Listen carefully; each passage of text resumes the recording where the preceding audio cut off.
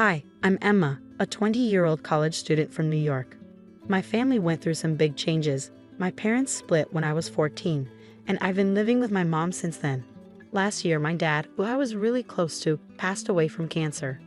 He left me a lot of money in his will, but I couldn't get it until I turned 20. Well, guess what? I finally hit that age, and soon after, something amazing happened. One day, my stepdad Justin, who's in his mid-30s and has been married to my mom for 6 years, asked for a chat. Our relationship has always been a bit rocky. I try to keep things cool, but he hasn't always been nice to me. He started the conversation with a serious topic. He suggested that I give the money my dad left me to my stepbrother Michael for his college costs. Justin thought Michael needed the money more, and it seemed fair to him that I help out. I was surprised by his request. The thought of giving away my dad's money didn't sit well with me. I tried to tell Justin that this inheritance was meant for me, and it was important to keep it for my future, but Justin didn't understand. He said I didn't need the money and that Michael needed it more. Despite his push, I stuck to my guns. I calmly explained that refusing wasn't disrespecting him. It was about honoring my dad's wishes and keeping my boundaries. Justin got upset and tried to scare me, but I stayed firm in my decision. It was a tough talk, but I knew I had to stand up for what I believed in. I stayed strong, telling Justin that if he was upset with my decision, he might want to rethink his approach. Justin, remember, we're all part of this family, so let's keep things respectful, I said, hoping for a peaceful solution. But it seemed like that wasn't going to happen. I decided to end the conversation there, leaving before he could say anything. Justin's reaction didn't surprise me, given his past actions. I had a feeling he might try to take the inheritance money for himself someday. As for my mom's role, it's complicated. She seems to overlook Justin's flaws, maybe because she loves him so much. I didn't want to upset her by constantly arguing with Justin, so I've tried to keep the peace. It's strange being one of the youngest, but feeling like I have to be the most responsible. During this tough time, my mom Mary was out of town, which meant she couldn't step in to help. If she had been there, she would have been really angry. Justin saw her absence as a chance to push me around, thinking I wouldn't stand up to him. As I walked away from our argument, Justin followed, yelling at me and calling me a bad sister for not giving the inheritance to Michael. But it wasn't about not wanting to help, it was about sticking to what was fair. Justin and Michael seemed to act more like characters from a cartoon than family, with their antics resembling something out of Pinky and the Brain. Even as I tried to move on, Justin wouldn't let it go. He kept insisting I do what he wanted, bringing Michael into it to back him up. Michael joined in, half awake and confused until Justin reminded him why they wanted the money. First, it was for a business, then suddenly it was for Michael's tuition. Their story didn't add up, and it was clear they were just trying to manipulate me into giving up what was rightfully mine. I just woke up, so I'm a bit fuzzy, Michael muttered, trying to make sense of things. Yeah, I need the money for this university I'm considering. His attempt to justify using the inheritance for his education wasn't very convincing. I firmly said no, which led to protests from both him and Justin. Why not, Emma? He's clear about what he needs, Justin insisted, saying they deserve the money. We'll see about that, I replied, feeling the tension rise. Justin's usual antics were harmless, but this attempt to manipulate me out of my inheritance showed a new level of selfishness and immaturity. I decided not to involve my mom just yet, wanting to handle it myself, especially after learning more about their shady intentions. Emma, quit acting like a child. It's time to be mature and do what's right, Justin scolded, insisting that handing over my inheritance was the adult thing to do. His reasoning didn't make sense to me. And what, Justin? The right thing is to give up my inheritance just because you say so. I questioned, his reluctance to involve my mom making me even more suspicious. Why shouldn't I tell her? She deserves to know what's going on in her own home. Justin's urgency to keep my mom out of it, along with his unusually stern tone, only strengthened my determination. Something wasn't adding up, especially with Michael's supposed business venture.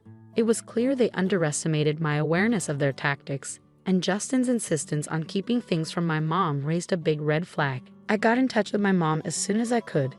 Hey Mom, how's everything going? I asked, trying to sense her mood. I'm okay, dear. And you? She replied. I hesitated, knowing what I was about to say might stir things up. Not so good, Mom, I admitted. Something's off with Justin and Michael, especially Justin. He's been acting really weird. Instead of taking my concerns seriously, my mom warned me not to let my imagination run wild. Oh, Emma, don't let yourself get worked up, she said, but it was too late for me to just brush it off. Everything seemed to point to more than just a misunderstanding or me being paranoid. Knowing my mom might struggle to believe what I was about to say about Justin, I persisted, determined to make her see what was really going on. Mom, I understand your feelings for him, but Justin went too far. He didn't just ask for the inheritance money. He demanded it for Michael, saying it was for education. Something feels off, and he even got aggressive when I mentioned bringing it up to you. I explained, my determination growing despite her doubts. My mom hesitated, torn between her emotions and the troubling accusations against the man she cared for. I'm struggling to believe this, Emma. We need more evidence to understand it all, she said. Don't worry, Mom. I'll find the proof, I reassured her, even though she wasn't fully convinced. The thought that Justin might have manipulated her troubled me, but I knew I needed solid evidence to uncover his true intentions. That night, I searched the family computer for clues. Luck was on my side when I found Justin's email account open. What I discovered was shocking. Emails between Justin and a woman named Martha revealed deceit. These messages hinted at an affair and discussed plans for divorce and a future fueled by money from a questionable business venture. Justin might have been careful not to discuss anything illegal, but his betrayal was clear. With this information in hand and a determination to uncover more, I decided to talk to Michael, hoping he might accidentally reveal more about their plans. I started a casual conversation with him, secretly recording our chat on my phone. Hey, Michael, I greeted him, pretending to be cheerful. Hi, Emma, he replied, seeming happy. You seem in a good mood today. Why wouldn't I be? It's a beautiful day, I said, steering the conversation to learn more about Justin's schemes and how they affected my family. Approaching Michael with curiosity, I pretended to consider the request for the inheritance money. I've been thinking about what you and Justin said. I'm actually thinking about giving you the money for college, I said, watching his reaction closely. Really? That's great. I'll tell him right away, Michael said, clearly excited. Not so fast. Before anything happens, I need to be sure. This money is strictly for your college fees, right? I asked, trying to gauge his sincerity. Yes, definitely for my college fees. Michael stuttered a bit, seeming caught off guard by my questions. And you're certain? What about Martha? Is she on board too? I pressed, mentioning the name I found in Justin's emails. Martha? Who's Martha? Michael stumbled, confusion flickering across his face. She's, a college advisor, he quickly improvised, but it was too late. Unbeknownst to us, Justin had entered the room silently, and his presence was imposing. I don't appreciate you interrogating my son like this, he interrupted, his tone stern. I was simply asking about the purpose of my inheritance. If I'm thinking about giving it away, I want to be sure it's for a valid reason, I explained, trying to stay calm. Justin's reply was sharp. Once you hand over the money, it's no longer your concern. It's none of your business. His boldness left me stunned, especially when he followed it with a threat. You're not just considering giving us the money, you will give it to us, or you'll be out of this house. Michael looked as surprised as I felt by his father's sudden aggression. Dad, this isn't what we talked about, he started, only for Justin to interrupt, asserting his authority with a forceful tone, threatening my place in the house if I didn't comply with his demands. Opting for silence, I withdrew to my room, quietly recording the entire confrontation. Justin remained oblivious to the fact that his true character was being documented. Once safely in my room, I began gathering all the evidence against him. It felt like I was a detective in one of those crime dramas, piecing together clues. I had audio recordings and email screenshots, all revealing Justin's deceit and his affair with Martha. As the weight of my discoveries settled on me, I knew it was time to involve my mom. Mom, I began, my voice tinged with urgency. Hey, honey, how are you? She replied, unaware of the storm brewing. Mom, are you sitting down? I need to tell you something important, and it's not easy, I said, preparing her for the revelations. Breaking the news to her was difficult. I started by sharing the unsettling things I had uncovered. At first, she found it hard to believe. But when I played the recording of my conversation with Justin, her denial began to fade, replaced by shock and sadness. Why would he do such things? How could he be so cruel? She asked, her voice trembling with emotion. It's hard to understand, but we're dealing with someone who doesn't have our best interests at heart. I replied gently, trying to offer support despite the painful truth. As much as it hurts, he's not the person we thought he was. Hearing the truth directly from the recording was a turning point for her. This is unacceptable. I can't believe I wasn't here to protect you from them, she declared, determination replacing her initial shock. Stay where you are. I'm coming back right away. And yes, I've locked my door, I assured her. My mom's protective instincts kicked in, and she was ready to confront Justin and ensure he faced the consequences. He's going to regret ever messing with our family, she vowed, her voice filled with resolve. When she arrived, it was a moment of mixed emotions. We embraced tightly, shedding tears over the betrayal and the challenges ahead. But there was also a sense of relief and solidarity. Together, we spent hours plotting our next steps, prepared to face the situation as a united front. In the following days, Justin was puzzled by my mom's sudden return and her icy demeanor toward him. He tried to mask it with false cheerfulness, hoping to charm his way out of suspicion. But my mom saw right through his facade and was gearing up to take decisive action. Worried about Justin's shady business dealings and a potential misuse of the inheritance, my mom decided it was time to bring in some professional help. She hired a private investigator to look into Justin's activities and the mysterious emails. The idea of him planning to misuse the money for unethical reasons made her furious, and she was determined to protect us from his deceit. The private investigator's discoveries confirmed our worst suspicions and revealed more about Justin's scheming. My mom filled me in on the details, and together we prepared for what came next. It was clear that this wasn't just a family disagreement. It was about standing up to manipulation and making sure justice was served. In that moment, there was tension in the air, a mix of disbelief and determination hanging between us. Justin's usual confidence seemed to waver as we confronted him, his eyes darting around as if searching for a way out. You can't possibly understand what you're talking about. This is absurd, Justin attempted to deflect, but his voice lacked its usual confidence. It was evident that the tables had turned and the power he once held so effortlessly was slipping away. Caught in the midst of this family turmoil, Michael glanced from his father to us, his expression a blend of confusion and realization. Perhaps for the first time, he began to see his father for who he truly was, a revelation that seemed to shake him to his core. With a determined gaze fixed on Justin, my mom stepped forward. Not only do we understand, but we have evidence, emails, recordings. You've been planning to launder money through a laundromat, and you're associating yourself with a known criminal. Martha's history speaks volumes, and your intentions for this business are crystal clear. Justin's attempts to maintain innocence were crumbling rapidly. You have no idea what you're getting into. This is my livelihood, my business. You can't just intrude and... But we can, and we will, I interrupted, reinforcing my mom's stance. This isn't solely about your business, Justin. It's about our safety, our lives. You've introduced danger and illegality into our home, and we won't allow you to jeopardize everything for your own selfish motives. The evidence was undeniable. The audio recordings of conversations between Justin and Michael, the emails detailing their plans, and now their admissions made it impossible for Justin to deny any longer. With the camera still recording, every word, denial, and excuse was captured, trying to close in on him with no escape route. You think you're clever, recording this to gather evidence, Justin sneered, his composure slipping further.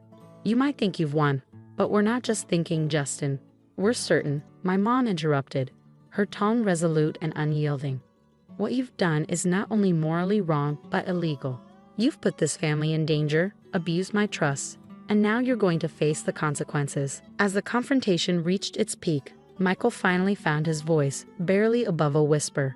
Dad, how could you? It was a question heavy with betrayal and disillusionment directed at the man he once admired. The room fell silent, the seriousness of the situation sinking in. Justin, stripped of his usual confidence, seemed to shrink in front of us. The game was clearly over. My mom's course of action was clear: legal proceedings, separation, and ensuring the safety of our family. As we left Justin to face the consequences of his actions, my mom and I knew the journey ahead wouldn't be easy. However, armed with the truth and evidence, we were prepared to confront whatever challenges lay ahead together. The veil of deception had been lifted, revealing a newfound strength and unity between us, ready to rebuild and move forward. I have no idea what you're insinuating. Why not call Martha? Maybe she can clarify things. Justin attempted to deflect, his panic thinly veiled by his tone. You two seem convinced you got it all figured out. Martha is just a friend, he insisted, though his confidence was visibly diminishing. The incriminating photo we discovered suggests otherwise. I countered, my voice steady despite the turmoil within. And honestly, who conducts affairs via email these days? It's incredibly reckless. Justin, now visibly flustered, retorted, you invaded my privacy. That's outrageous. No, Justin, what's truly outrageous is you, my mom interrupted, her voice filled with righteous indignation. How dare you repeatedly threaten my daughter over money that rightfully belongs to her? How dare you use intimidation to try to kick her out of her own home? Your actions are unforgivable. How dare you drag your son into your reckless schemes, putting him in harm's way, and your audacity to plan illegal activities with that money is beyond belief. Now, when it's time to face the consequences, you suddenly go silent, she continued, her words slicing through the tension like a knife. Cornered and desperate, Justin lashed out, "Get that camera out of my face." As he lunged towards me in blind fury, I swiftly dodged his attack, his aggressive move only underscoring the seriousness of the situation. Now you're thinking of attacking my daughter? Do you have any idea how much trouble you're in? My mom exclaimed, her voice a mixture of disbelief and anger. Defiant to the end, Justin sneered, "You think you know what's going on? You know nothing. Well, let's see if the police agree with you." "They should be here any minute now," I declared, watching closely for his reaction. "Police? You wouldn't dare," he blustered, but his bravado crumbled as the sound of approaching sirens grew louder. Justin's usual smugness vanished, replaced by pure terror. It was the first time I'd witnessed him without his facade, revealing the coward beneath. "Save your excuses for the judge, you despicable man," my mom shot back with a disgust that brooked no argument. "And Michael, don't think you're exempt from accountability. You both will face the repercussions of your actions." With the police arriving, it was evident that this signaled the beginning of the end for Justin's schemes. My mom's resolute declaration hung in the air, marking a significant moment of justice for us. This should serve as a lesson about disrespecting my daughter and me. You're old enough to know right from wrong, and it's time to face the music, my mom asserted, her tone unwavering yet fair. "Yes, Mom, I understand," I acknowledged, recognizing that I had overstepped and needed to confront the consequences of my actions. "Come on, Grace, don't you think this is a bit extreme?" Justin attempted to argue, hoping for some leniency. "Quite the opposite. This is just the tip of the iceberg," my mom countered firmly. "Emma, how's our live stream going?" my mom asked, adding a modern twist to ensuring transparency and justice.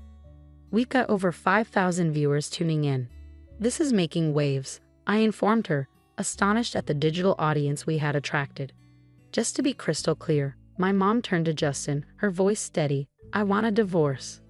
"That's right, folks," she declared, ensuring the livestream captured every word. The aftermath of the livestream was seismic.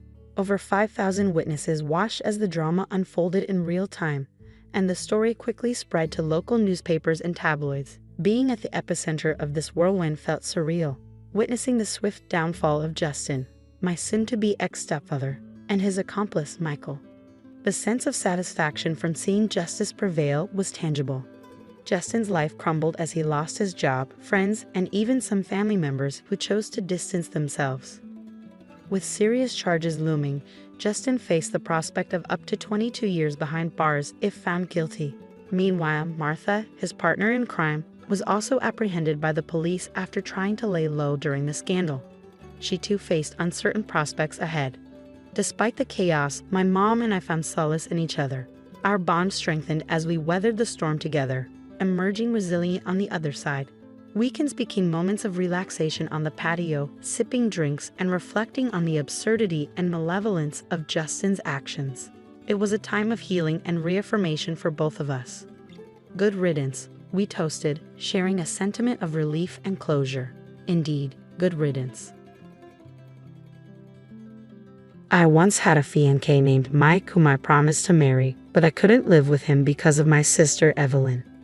During that time, I was deeply distraught. However, I've since found new happiness. It's important for both my sister and my ex-fiancé to understand this. My name is Emma. I'm an ordinary office worker, not particularly beautiful. Back then, I was engaged to Mike, a handsome man at a prominent company known for his looks. We were blissful, believing our happiness would endure.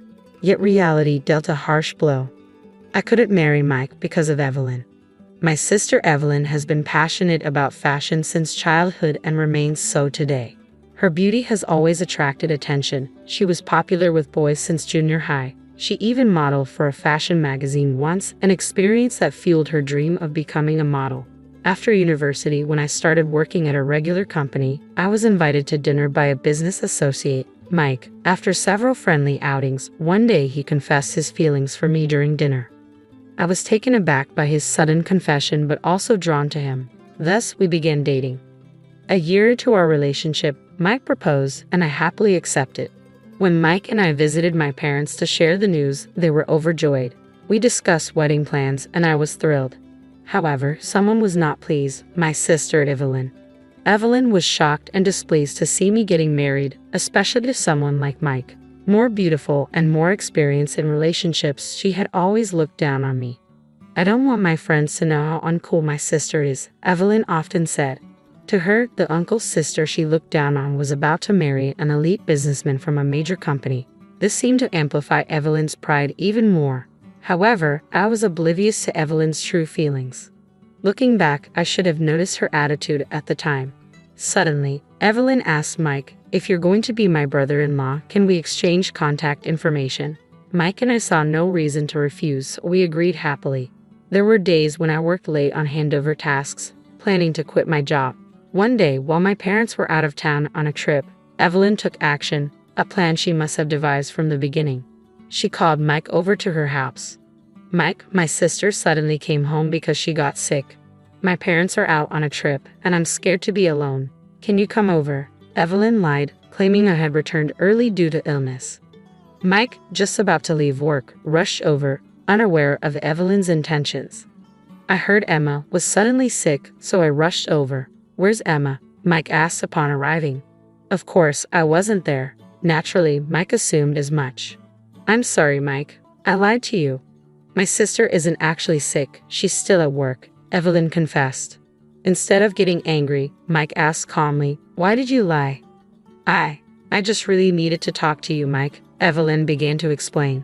When I finished work and returned home, I was taken aback to see Mike there, though I greeted him casually, not expecting anything. "Oh, you're here," I said carelessly. Little did I know, I was about to face the greatest despair and sadness of my life. "Emma, I'm sorry. I think we should break up," Mike said suddenly. His words were incomprehensible to me at first. "What? Are you kidding? Break up? What do you mean?" I asked in confusion, trying to grasp the situation. Just then, Evelyn appeared.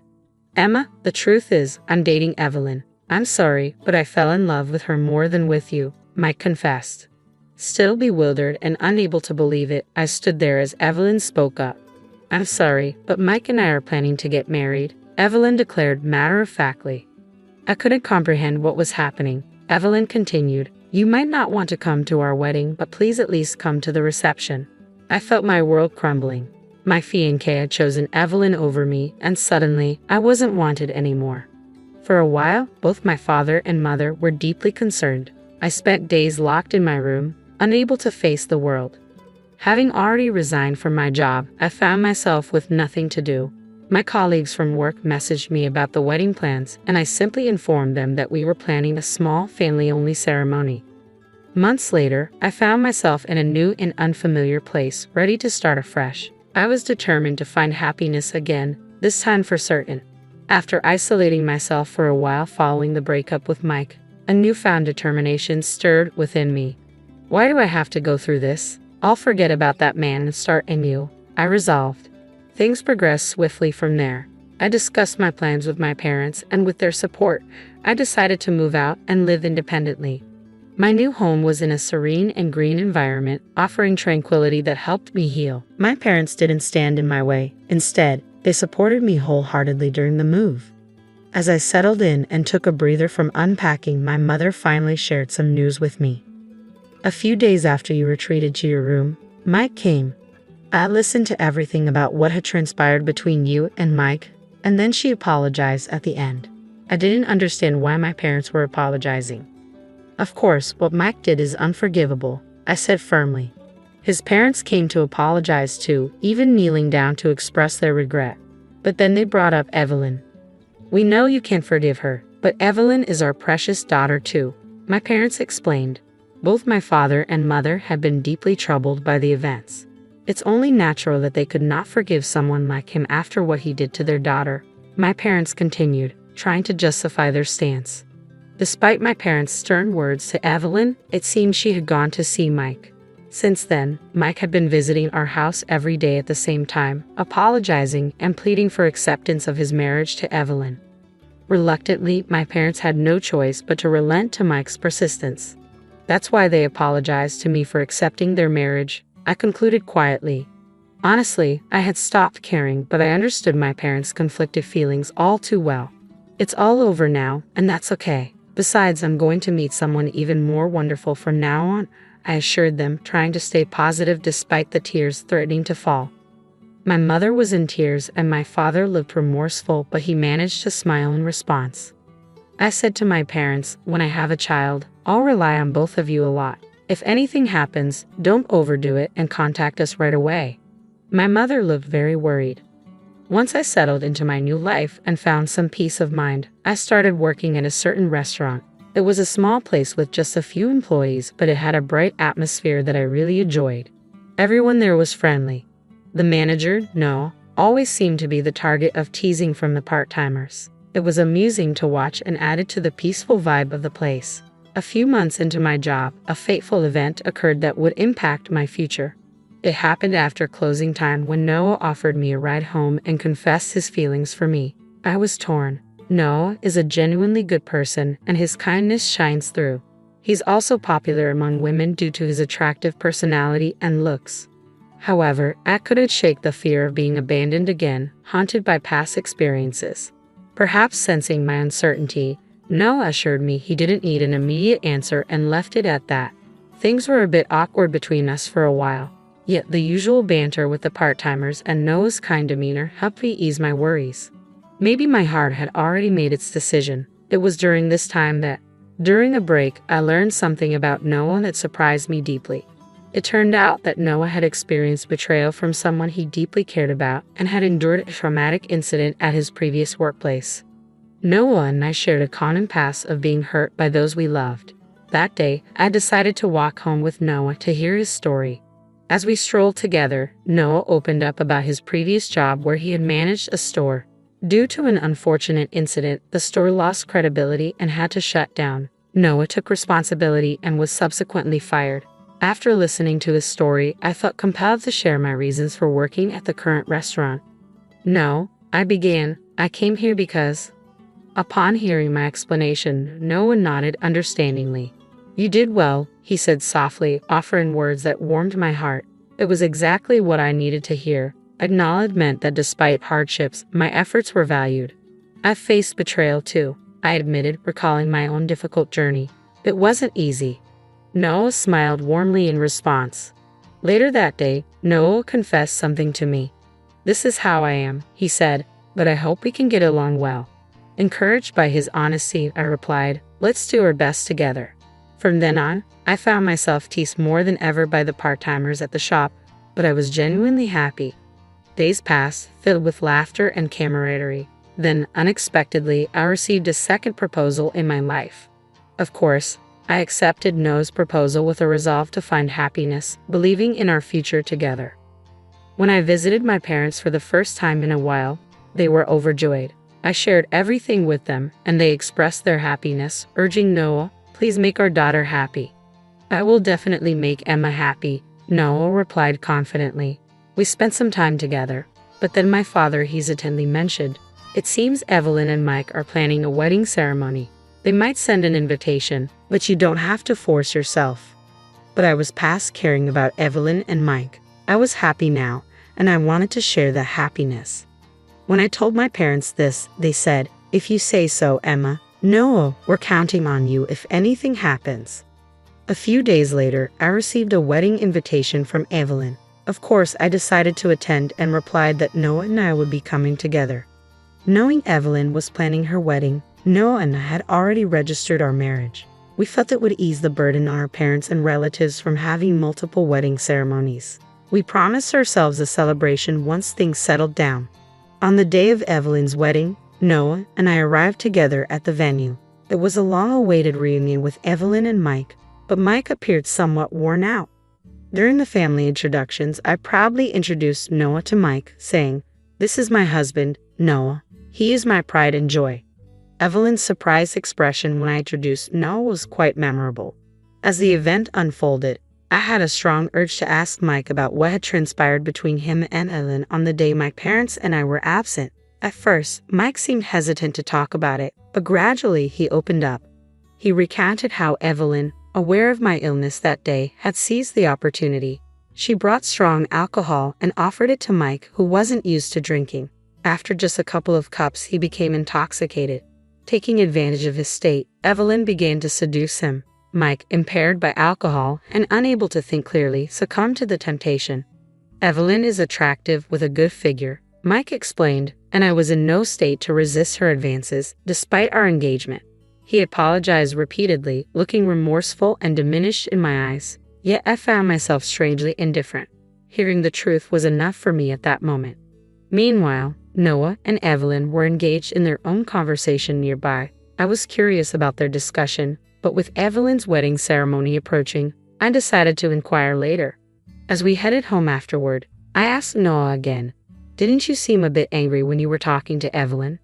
"Oh, I told you before, but actually she's the one who cheated on me when we were dating," Noah began, his expression clouded with frustration. "Not only that, but she's also the reason why I was fired from the shop where I used to work." I was taken aback. It's a small world, isn't it? Learning that Evelyn was responsible for Noah's shop closure surprised me even more. Intrigued, I asked him for more details.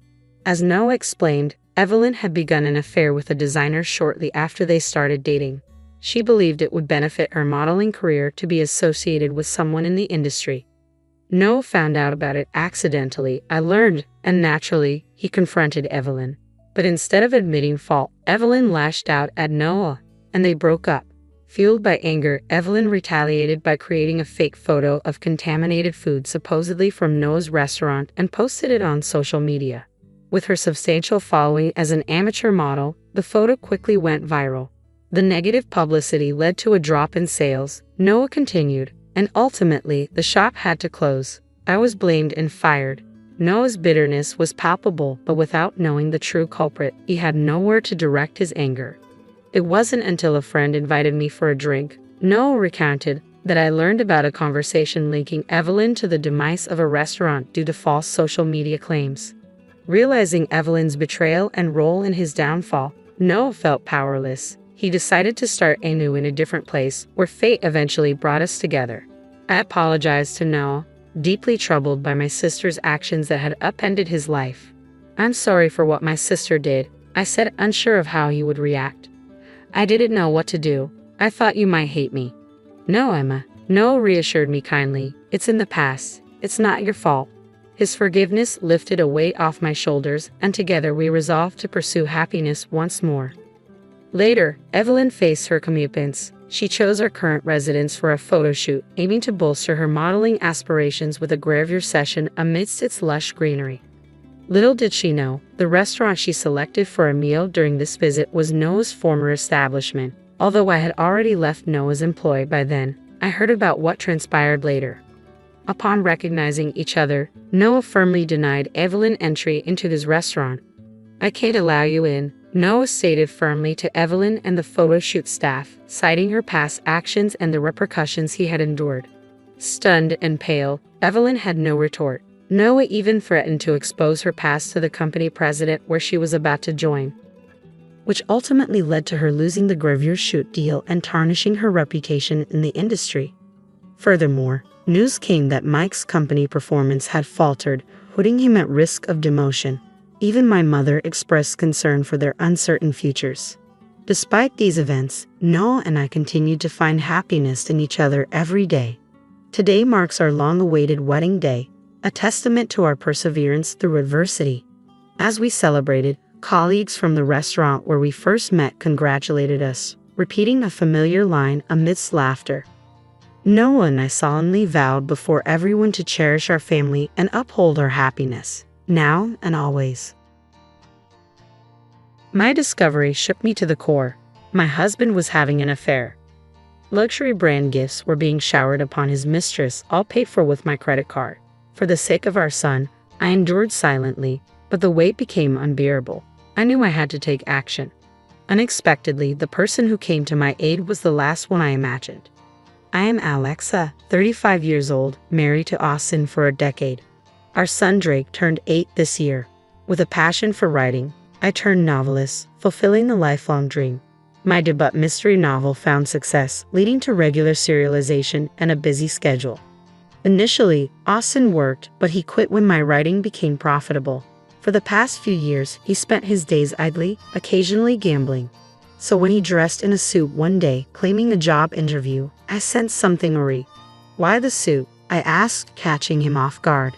He hesitated before saying, "I have an interview." "For what?" "A job," he replied, a bit too quickly. Wishing him luck, I let him go, believing in his intention to change for our family's future. Yet when he returned at 1 a.m., reeking of alcohol and perfume, asleep on the sofa with his unlocked phone in hand, my curiosity overwhelmed me. I couldn't resist the urge to peek into my husband's smartphone. What's this?" I couldn't believe my eyes. It was undeniable. My husband was cheating. Even more shocking was his affair with my close friend, Ashley. They had been to a luxurious restaurant known for its stunning night views. The realization hit me like a ton of bricks. No way. Austin and Ashley. Why? Ashley had a husband too. I had trusted them both. Confronted with this unexpected truth, tears welled up uncontrollably. I tried to stifle my sobs, not wanting to wake Austin. But I needed evidence. Quietly, I transferred proof of the affair to my own phone, unsure of what to do next. The next morning, Austin acted as if nothing had happened. "Hey, Austin, about yesterday," I began cautiously. "Yesterday," he replied casually. "You mean when I said I had an interview but came home late?" I couldn't help but wonder what had really happened. My husband averted his eyes as if searching for an excuse.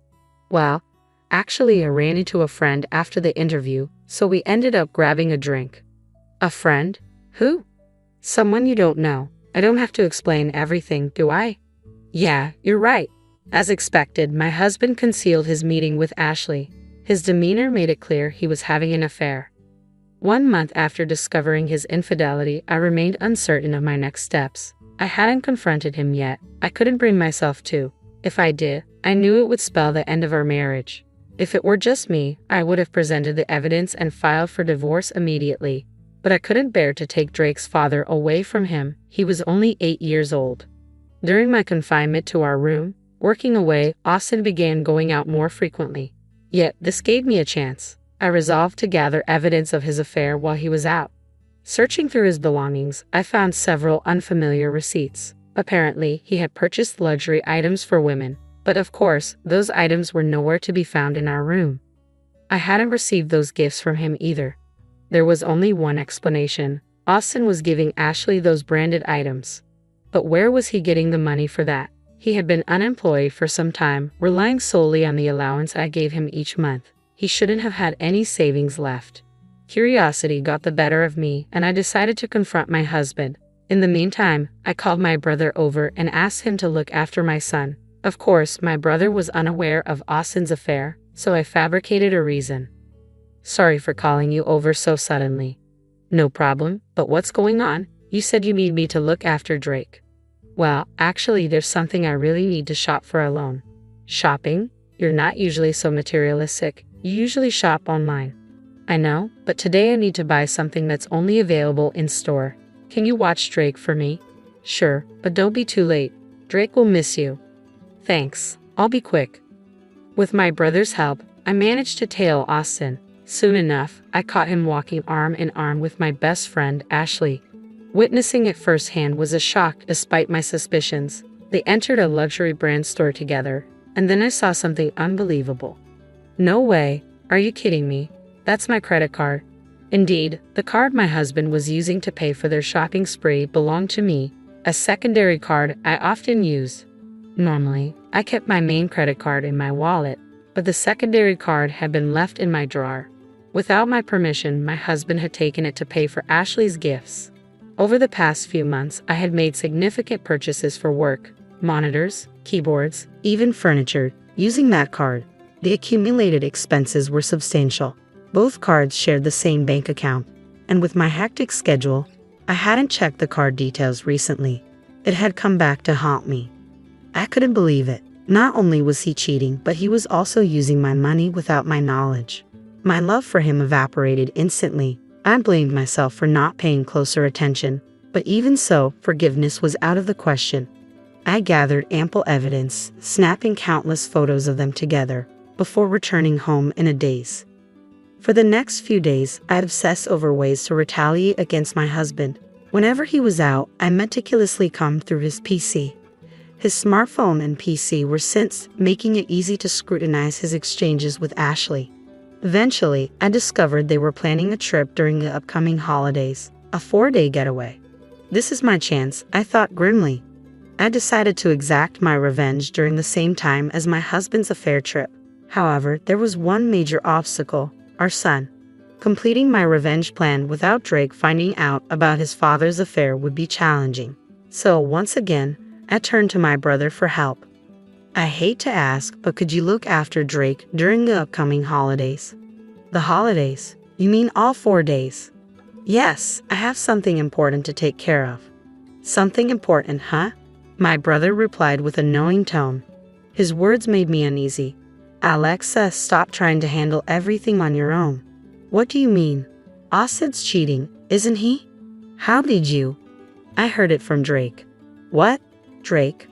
My young son had somehow sensed his father's affair, despite his tender age. He might not have fully understood the situation, but he knew his father's closeness to someone other than me was hurting me deeply.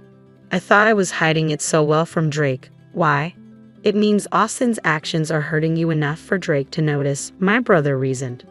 Are you really going to stay with someone who hurts you like this? But if I divorce Austin, Drake will be devastated. Just then, as if on cue, Drake appeared from the next room. It's okay, Mom. I'm on your side. Drake, are you sure? I don't need anyone who makes Mom sad. As long as I have Mom, it's okay. Thank you, Drake, and thank you too, brother. With the support of my son and brother, I resolved to seek revenge on my husband without hesitation. On the day my husband planned to leave for his affair trip, Drake and I quietly packed our belongings. My brother assisted us covertly while my husband was away. The night before his departure, I decided to give him one last chance. Austin, what's with the suitcase? Why are you packing? Oh, this? I'm going on a trip with some friends starting tomorrow. A trip? You never mentioned that. It was a sudden plan. It's not a big deal. I'll cover it with my monthly allowance. My husband exuded an aura of don't talk to me, clearly avoiding further inquiry. But I was undeterred. In a tone rarely used, I confronted him softly yet firmly.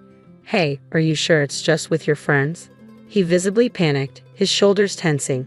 Still, he clung desperately to his lie. Of course, you've been quite persistent, haven't you? All right. I understand. Enjoy your trip with your friends. I was going to enjoy it even if you didn't tell me to. Just don't get too carried away, all right? With that, I left my husband's room. Honestly, if he had just told me the truth, I might have considered an amicable separation, seeking alimony and child support. Despite his betrayal, he was someone I once loved deeply. His support had sustained me during times when my novels didn't sell. I didn't want to harbor true hatred or resentment towards him, but given what had transpired, I couldn't afford to be lenient anymore. For the sake of my son and my own future, I had to bring an end to our relationship. There was no reason for me to hold back now, not after discovering his persistent lies. The next morning, my husband had already left for his trip. I opened the drawer and confirmed that he had taken my credit card as expected. Immediately, I contacted the bank, reported the card as lost, and requested it be deactivated. My son woke up and I greeted him with a cheerful good morning. Mom, it's today, right? Ha! The move. We're going to our new house today, right? Looking at my son's bright smile, any lingering anxiety inside me vanished. Oh, Drake, you're right. I've already stopped the credit card, so let's move to our new home. Yeah, I can't wait for our new place. With my brother's help, our move went smoothly. Our belongings, along with my son's, were settled in our new home, while my husband's things were sent elsewhere the next day. As I relaxed in our new home with my son and brother, my husband called. Hello. Oh, Alexa. What is it? Well, actually, this trip is costing more than I expected. Could you possibly transfer me some money? He was probably struggling to pay for things on his trip because I had frozen the credit card. His indirect request for money disgusted me. Didn't you say you were going within your own budget? Sorry, but I don't have any money to lend you. Oh, don't be like that. If you don't help me, I'll be the only one not enjoying the trip. You mean both of you, right? To that, my husband seemed dumbfounded. Ha! After all, you're on a trip. You want to show Ashley only the good parts, right? But sorry, the card you took is no longer valid. You'll have to manage on your own. What are you talking about, Alexa? In the card. Pretending not to know is pointless. You're panicking too much. Because you're saying nonsensical things. I don't know anything about a card. Enough. I already know you've been cheating on me with my best friend, Ashley. What? Did you really think I had no idea? Are you that dense? It's obvious. No, this isn't what you think. I'm not cheating. I was furious that my husband kept trying to make excuses. Not caring that my brother and son were next to me, I unleashed all the anger I had been holding back. Stop making excuses. You had a family and you had an affair with another woman. On top of that, using someone else's card. Do you realize how despicable your actions have been? Alexa, let's calm down for now. Huh? There's no way I can stay calm when I'm dealing with the person I hate the most in the world. Don't you think? And just so you know, I have no intention of forgiving you or helping you. You and the woman you're with can go to hell for all I care. Never show your face to Drake and me again. Saying that, I hung up on my husband. Then his mistress, Ashley, called me. Hey Alexa, what the hell did you do? Ashley, long time no see. How's the trip with my husband? Shut up. Explain yourself. What are you talking about? Don't play dumb. You sent Austin's belongings to my house, didn't you? Yes, indeed. When we moved, I sent my husband's belongings to Ashley. But Ashley is a married woman, so of course her husband is at home. That's exactly why I sent all of Austin's belongings to her house, including a long letter explaining everything. She screamed at me over the phone, her voice breaking. This isn't a joke. What did he do? My husband found out, and now he's furious. Well, it serves you right for having an affair while being married. You're supposed to be my friend. This is low. I misjudged you. Excuse me, that's my line. My best friend was having an affair with my husband, you know. How can I forgive that? Who was rude first, huh? I wasn't serious, it was just for fun. There's no way I'd settle for a jobless loser like him. I don't care whether you were serious or not. I'm about to get a divorce anyway. You did have an affair, and that's a fact. I will never forgive you. I will demand a lot of compensation, so brace yourself. Compensation? What's that? I didn't hear anything about that. Well, of course you did. What you deserve. Wait, I'm a housewife. I can't pay any compensation.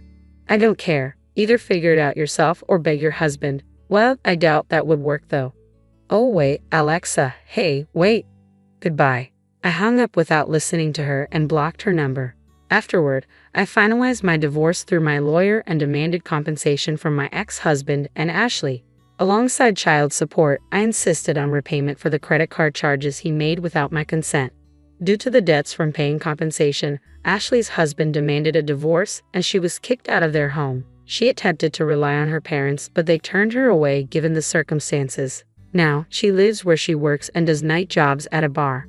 Austin tried to lean on Ashley, but she was furious because she had to divorce him. She promptly cut ties with my ex-husband, ending their relationship. Currently, my ex-husband works multiple part-time jobs and lives paycheck to paycheck. After being unemployed for so long, Finding a stable job won't be easy for him. If he ever falls behind in alimony or child support payments, I intend to pursue him for the owed amount by any means necessary. As for me, I'm living peacefully in a new home with my son. His growth is remarkable, and every day is truly exciting. I aim to continue giving him lots of love, ensuring he never experiences sadness again.